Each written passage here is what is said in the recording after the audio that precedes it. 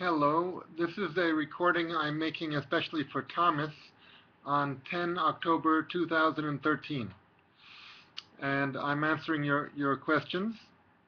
One thing you wrote was that I had said that storytelling has not died in India.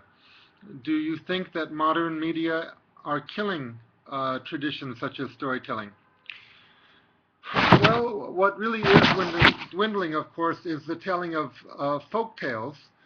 Um, but people are doing other types of storytelling. Human conversation is still filled with storytelling about what I did today, what I want to do tomorrow. So I think in conversation, storytelling continues to be the main activity. And in terms of technology, in the world today, people are doing a lot of their social lives, a lot of their living through interactive telecommunication. Even the folk, we have this term, the folk, which used to mean people living in the countryside who couldn't read and write. But now a modern definition of the folk and folklore is that the folk are any group of people. People say, come on, folks. So uh, really any group of people, most groups of people now are living a lot of their lives through interactive telecommunication, both the conversation and other aspects. Almost everyone has a mobile telephone, for example.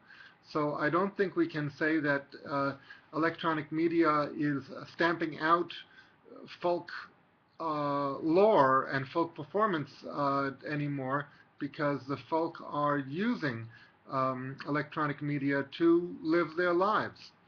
But of course, it is true. The more people sit and passively watch television and cinema, the less they will be producing their own art. Okay. You're wondering if the new media can somehow help old oral traditions to endure. Well, as you mentioned, a lot of mythology is portrayed in movies and television.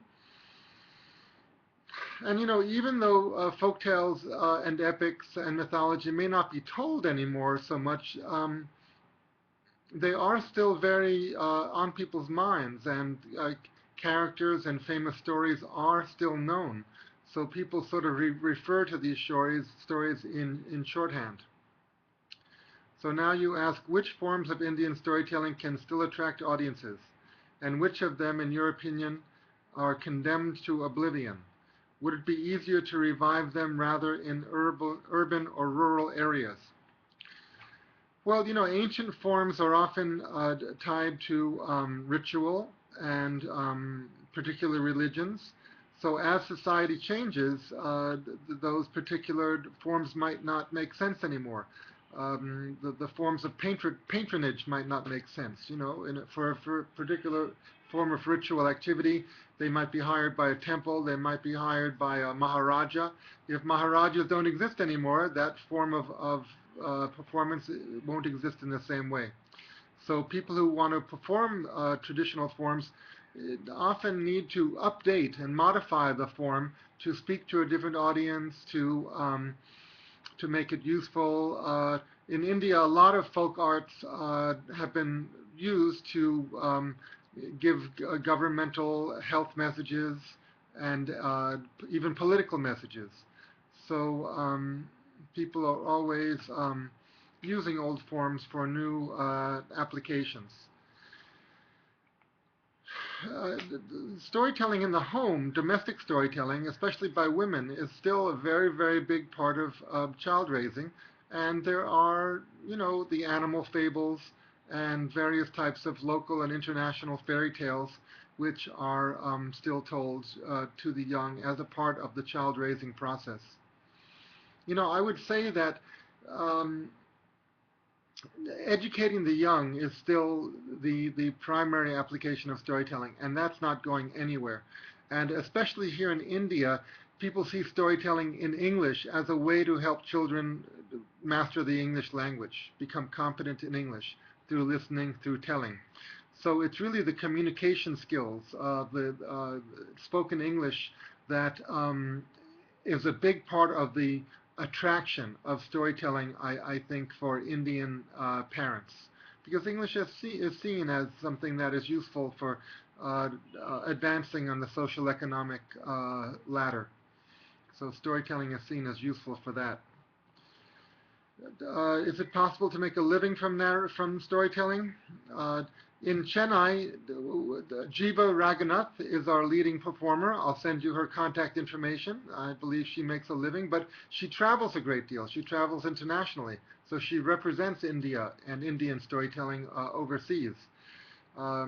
In India itself, it is more difficult to make a living because schools don't pay very much. But my institute sends myself and others to do a lot of teacher training to help teachers use storytelling in the classroom, to use characters and stories to teach any academic subject. Um, but the money is not so much. We also get hired by corporations sometimes to help a team within a corporation explore themselves and their mission in the company. That pays a good deal more. Oh, I was going to say about the educating the young, and especially regarding English language.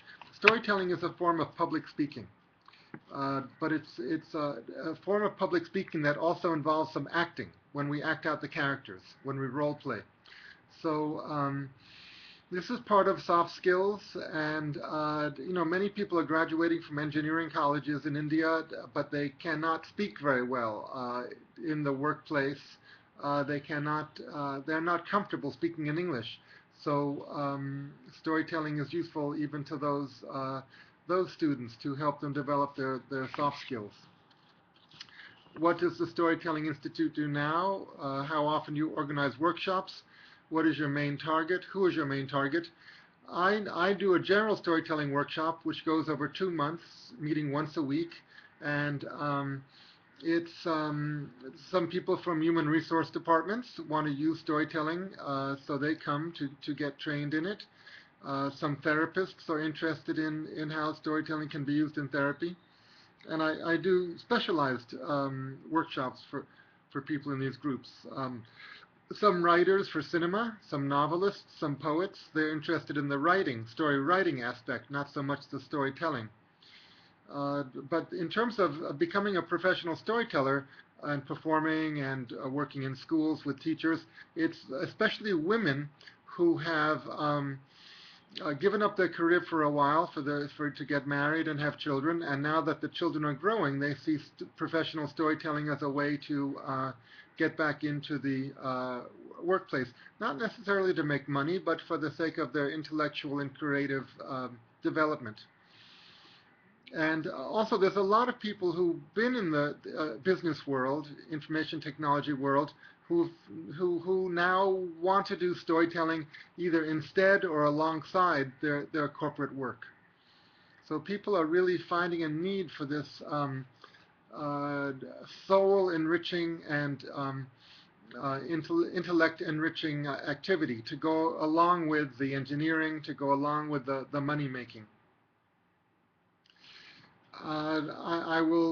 You've asked for context of scholars who study storytelling, especially in North India. I'm going to send you contact information for Dr. Muthu Kumaraswamy here in Chennai, who directs an organization called the National Folklore Support Center. And I'm sure he can put you in touch with scholars in North India. All right, so in conclusion, I think see, I don't like to call movies and books storytelling, because those of us who do live storytelling really only want to use the word storytelling to refer to a social situation in which the tellers and listeners can give feedback to each other. So what I'm doing now, a recording, is not storytelling by my definition. It's presenting some information and some stories, but storytelling is reserved for a situation where there's live interaction.